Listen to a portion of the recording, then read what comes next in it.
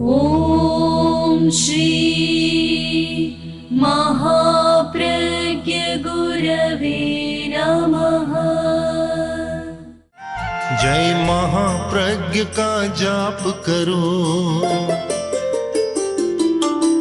जय महाप्रज्ञ का जाप करो, जय महाप्रज्ञ का जाप करो। भव भव का अघ संताप हरो, भव भव का अघ संताप हरो। जय महाप्रज्ञ का जाप करो, जय महाप्रज्ञ का जाप करो।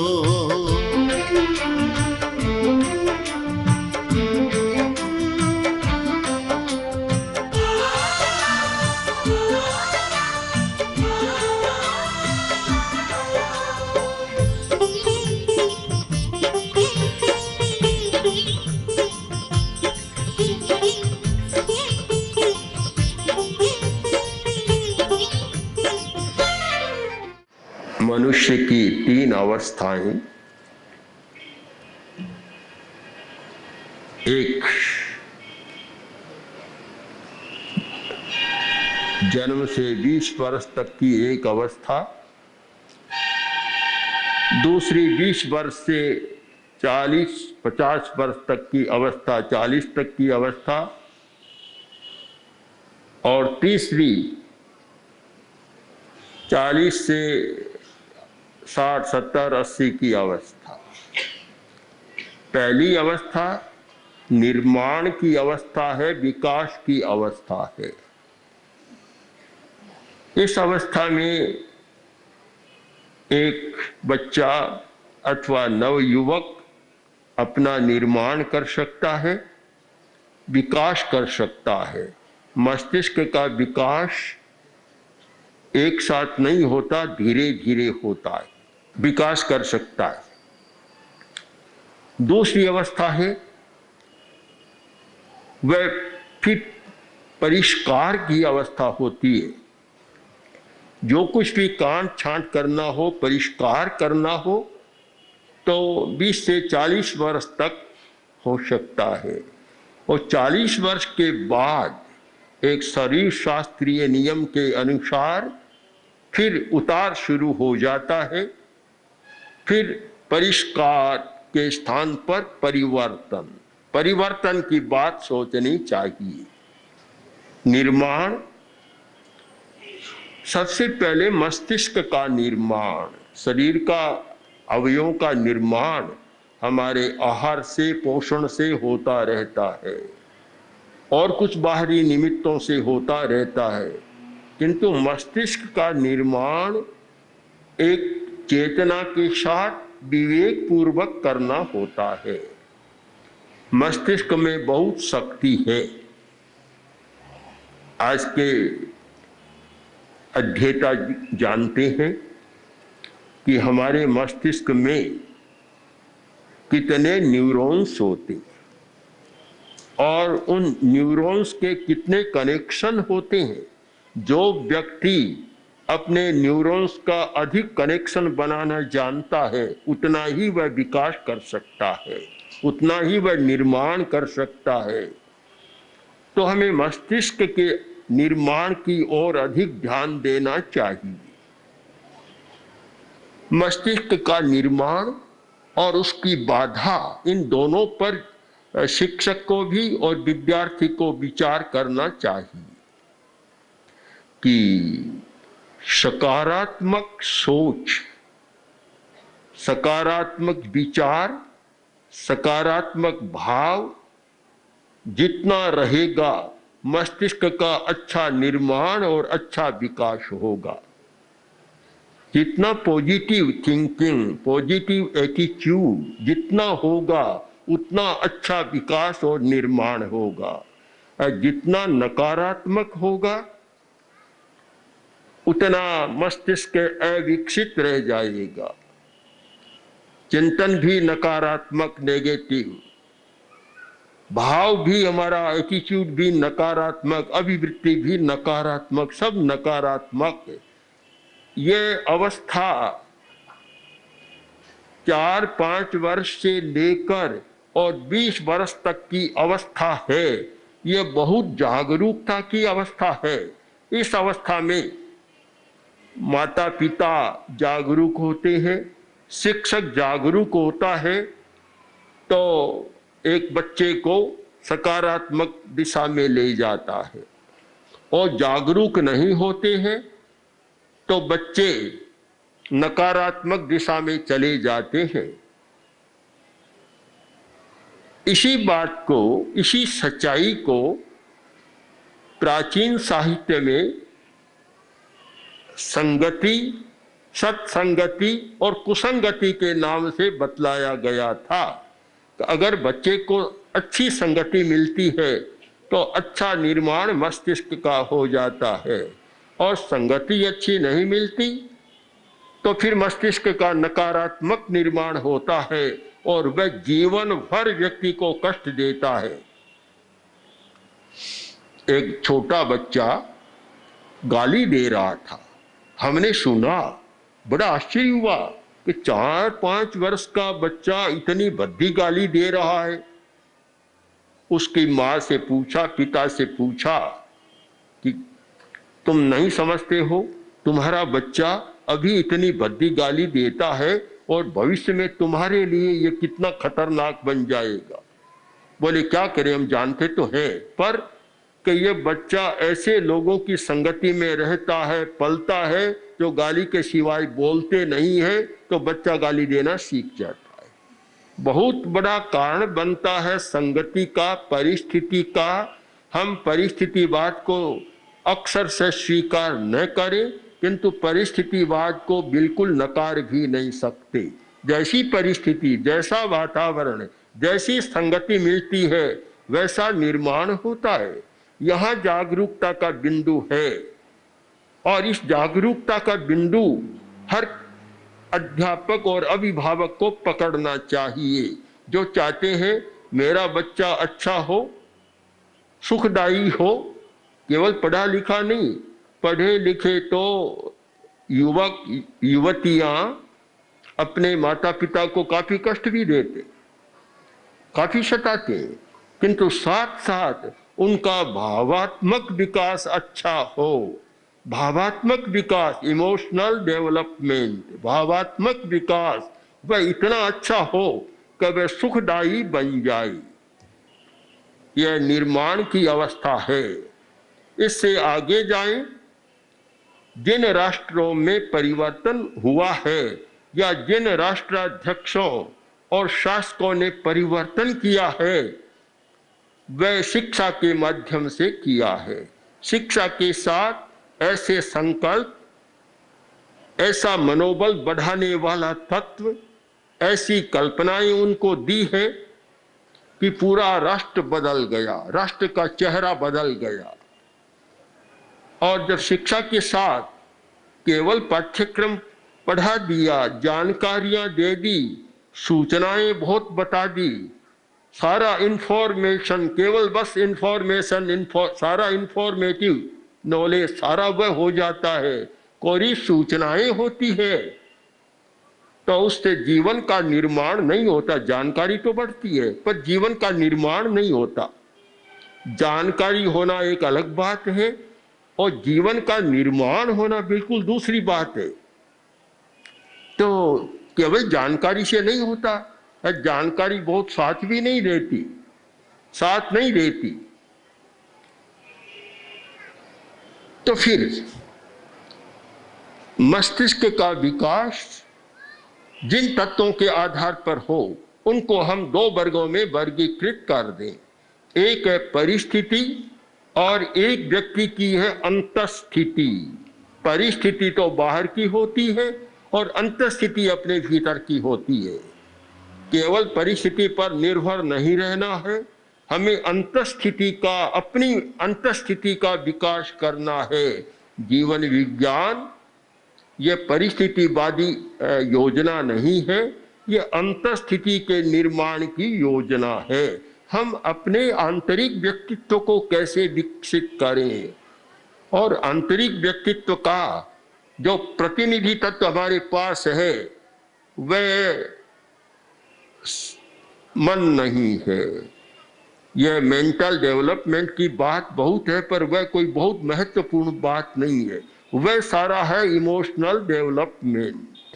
हमारे इमोशन हमें सबसे ज्यादा प्रभावित करते हैं और व्यक्ति का सारा संचालन उसके इमोशन के आधार पर होता है। इमोशन का निर्देश मन को होता है और मन फिर शरीर पर काम करता है, इंद्रियों पर काम करता है। तो मूल तत्व हमारा है भाव तंत्र। जब तक शिक्षा के साथ भाव तंत्र के परिष्कार की बात नहीं जोड़ी जाएगी तो फिर हम विद्यार्थी जगत से नैतिक मूल्यों के विकास, चरित्र की बात नहीं सोच सकते, कल्पना नहीं कर सकते। यदि चरित्र का विकास करना है, नैतिक मूल्यों का विकास करना है, तो शिक्षा के साथ भाव तंत्र के परिष्कार की बात को जोड़ना आवश्यक है। और जीवन विज्ञान का अर्थ ही है कि शिक्षा के साथ भाव तंत्र को परिष्कृत करने की योजना, उसका नाम है जीवन विज्ञान। हम भाव तंत्र का परिष्कार कर सके, अपना भाव तंत्र, उसके लिए हमने योग विद्या, जो भारत की एक प्राचीन विद्या है, उसका प्रयोग किया है। आचार्य तुलसी केवल प्राचीनतावादी नहीं थे, बिल्कुल आधुनिक चिंतन था विकास के लिए। तो हमने उसके आधार पर योग विद्या, अध्यात्म विद्या के साथ साथ शरीर विद्या, शरीर क्रिया विज्ञान, शरीर विज्ञान, एनाटॉमी, फिजियोलॉजी, और फिर आज की जो विकसित कुछ विद्याएं हैं, मनोविज्ञान, साइकोलॉजी, बायोकेमिस्ट्री आदि आदि, जो हमारे शरीर और रासायनिक, जैव रासायनिक तत्वों से संबंध रखने वाली विद्याएं हैं, उन सब का प्रयोग कर एक पद्धति तैयार की, प्रेक्षाध्यान, यानी अध्यात्म विज्ञान का एक समन्वय, प्रेक्षाध्यान। आचार्य तुलसी ने एक बार कहा, प्रेक्षाध्यान का शिविर होता है, हजारों हजारों लोग बदल रहे हैं, उनका चरित्र बदल रहा है, उनका चिंतन बदल रहा है और बदल रहे हैं, किंतु ये बदलेंगे और नई पीढ़ी आएगी, विद्यार्थी आएंगे, फिर वैसे ही बन जाएंगे, इसका कहीं अंत नहीं होगा। तर्कशास्त्र का एक शब्द है अनवस्था। अनवस्था, कहीं अंत नहीं है, इन्फिनिटी, कहीं अंत नहीं है जिसका। तो फिर कैसे होगा? इस चिंतन के साथ प्रेक्षाध्यान और अणुव्रत का प्रयोग जीवन विज्ञान के रूप में किया गया, एक योजना बनाई गई और वह योजना परीक्षा में गई। देखा कि विद्यार्थियों में काफी परिवर्तन हो रहा है, उनका चरित्र बदल रहा है, भाव बदल रहा है। सबसे ज्यादा जो कसौटी है, मानदंड है, वह है परिवर्तन, कि विद्यार्थी के जीवन में कितना परिवर्तन आ रहा है, उसके व्यवहार में परिवर्तन, उसके संस्कारों में परिवर्तन, उसके आचार में परिवर्तन, चिंतन में परिवर्तन कितना आ रहा है।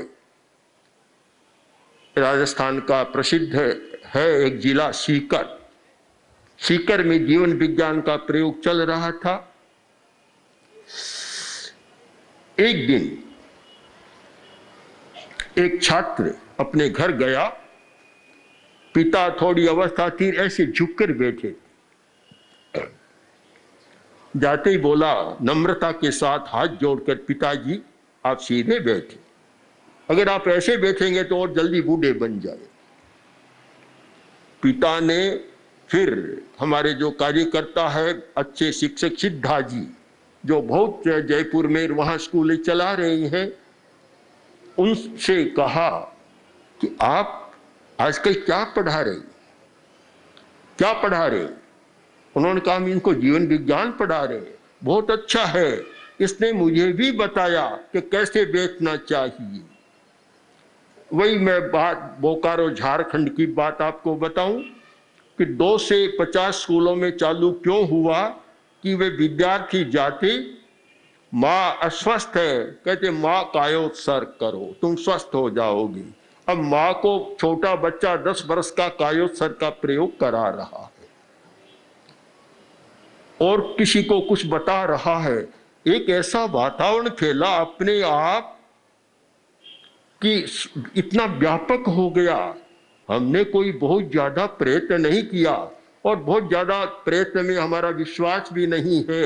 अगर गुणवत्ता है, फूल में सुगंध है, तो हवा अपने आप उसको फैला देती है। वह नहीं है, 1000 प्रयत्न करो तुम्हारा काम नहीं होगा।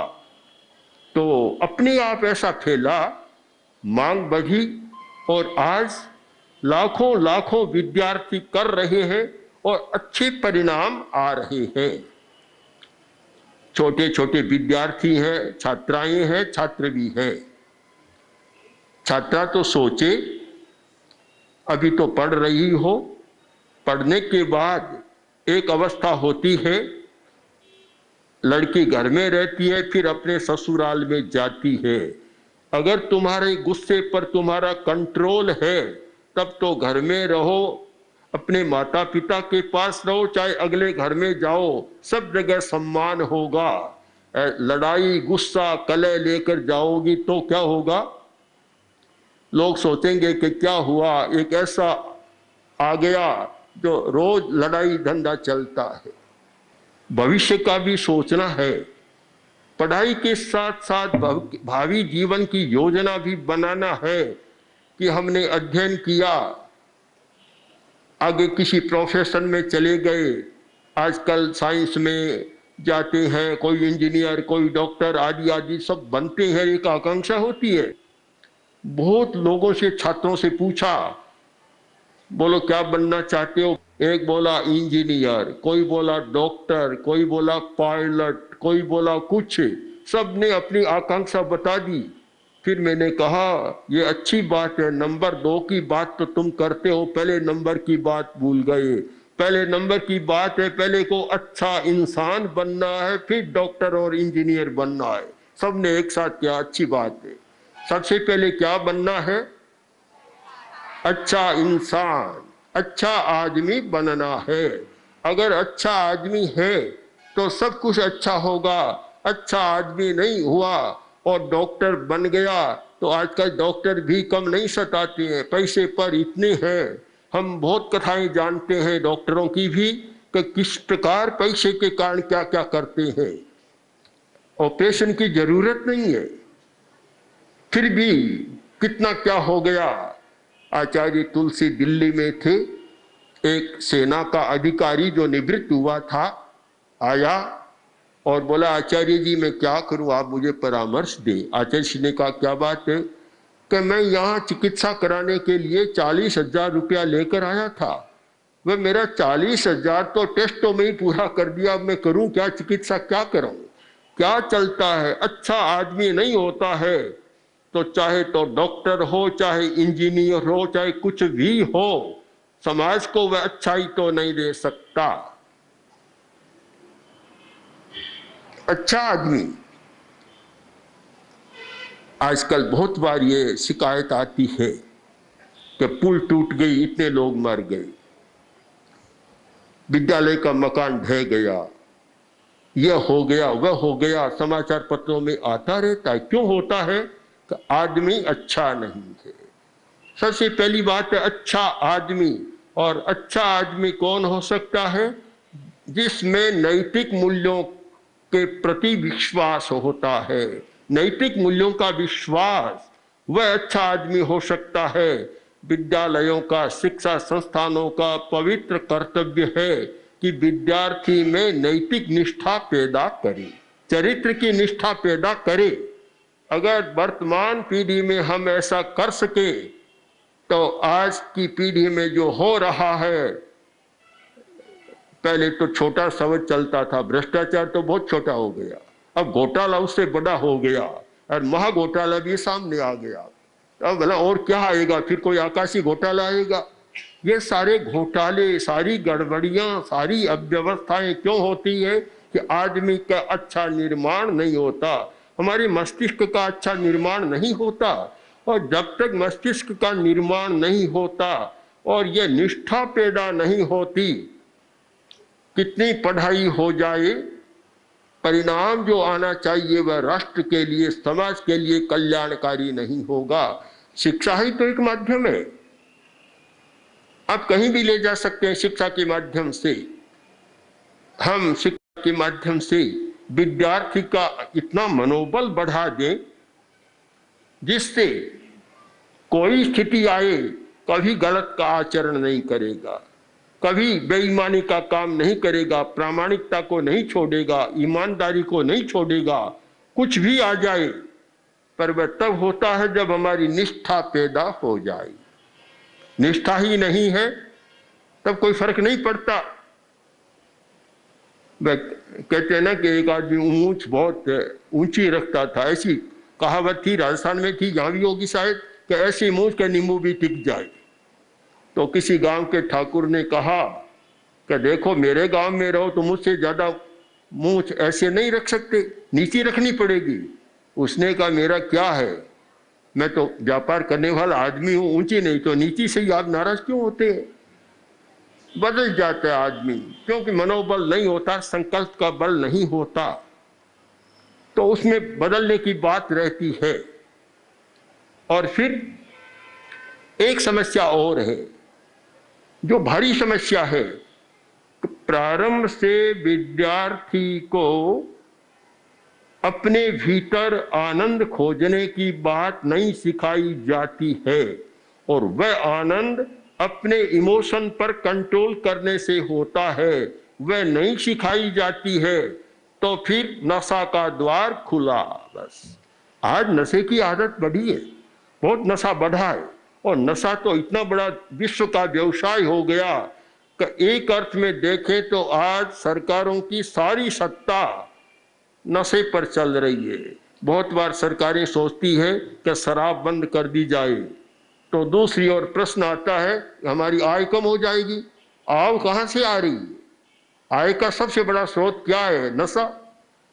सरकारी चिंतन में है, डूब जाती है। अनेक बार आचार्य तुलसी ने अनेक मंत्रियों से कहा कि आप कांग्रेसी है, गांधीवाद को मानते हैं, गांधी के विचारों को मानते हैं, फिर आप नशाबंदी क्यों नहीं करते?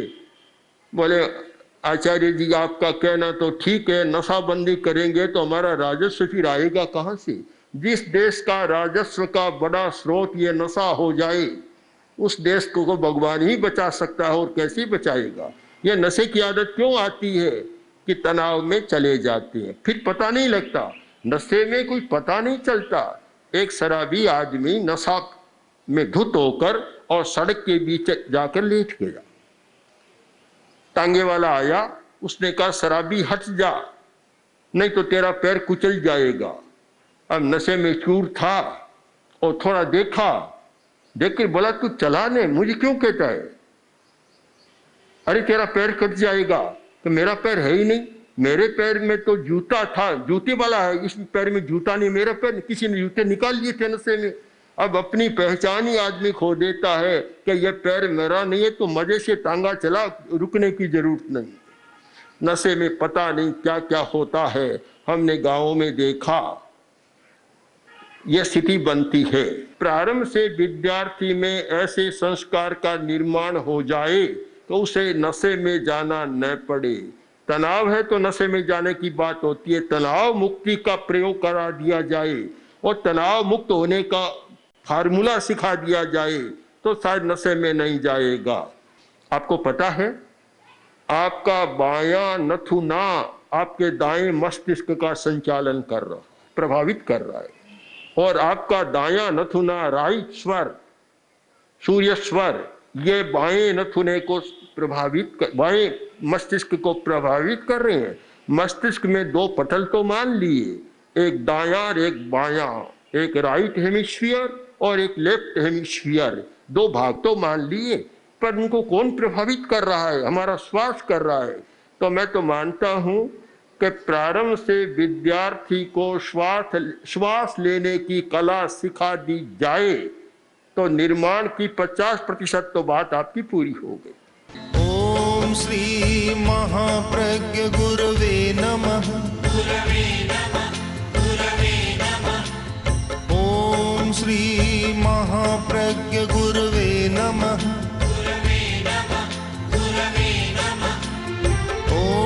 श्री महाप्रज्ञ गुरवे नमः।